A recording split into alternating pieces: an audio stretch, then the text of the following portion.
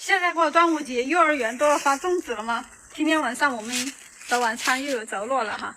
刚刚我去接我们孩子的时候，我也看他手里拎了一袋，我当时没好意思问啊，回来我才问他是不是每个孩子都有，还是个别的。然后我也不知道哈。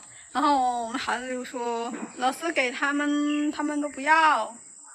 然后我才了解到啊，是我们幼儿园老师啊，可能是我们孩子喜欢吃吧，然后单独给他发的。然后我瞬间就被暖心到了。那个老师啊，真的是确实，真的平时我们孩子也特别照顾。然后我就开玩笑问我们家孩子，我说肯定是你学习好啦，平时在学校又听老师话啦，所以老师就格外喜欢你，再给你送的粽子啦。我们孩子听到我这样讲也特别开心。可能学习的话他会更用功吧。我就说那你要好好学习才对得起老师哦，老师那么喜欢你，是不是我们也要好好学习，让老师开心开心啊，老师开心妈妈也开心，这样然后我们家孩子就特别开心，特别那个啥。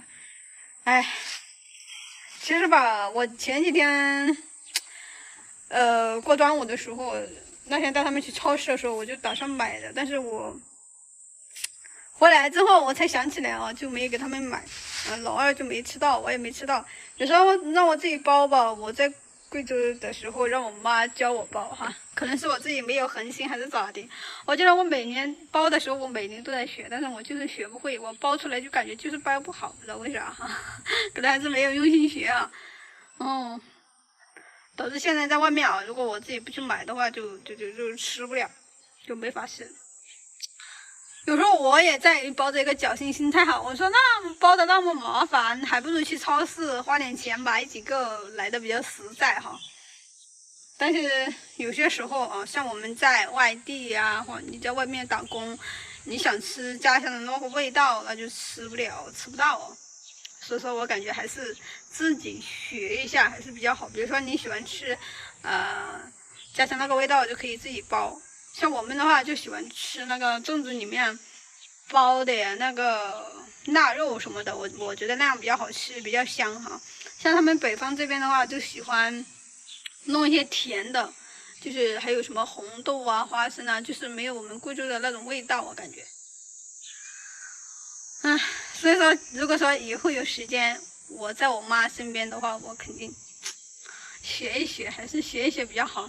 当时我妈就是这样说我啊，你要是自己不学哈，以后你自己想吃啊，或者孩子想吃啊，那你咋办呢？我当时就回怼她，那么麻烦，我还不如自己去买。现在就深深的被打脸了。哎呀，没办法啊，今年就这样过了嘛。还好老师给我们送这个，我也打算改天去超市给他们买这个吃吃看啊。没想到老师今天也给我们送了，估计他们也可以过瘾。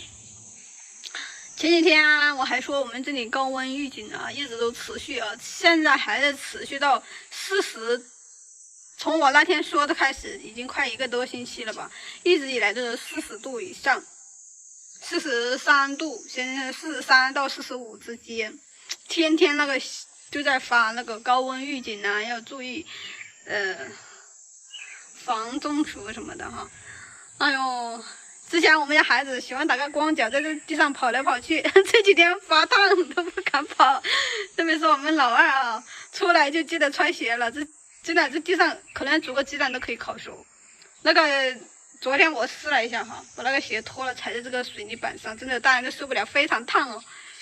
哎呦，不知道这个高温层什么时候哟？热的一天真的是热的不可开交，你们说咋办呢？我还打算去找人来把这个空调修一修，晚上睡觉的时候就开一开，你们说行不行？因为白天的话，他俩孩子不在家，一个孩子还好一点，晚上太热了，真是睡不了。我打算找个修修。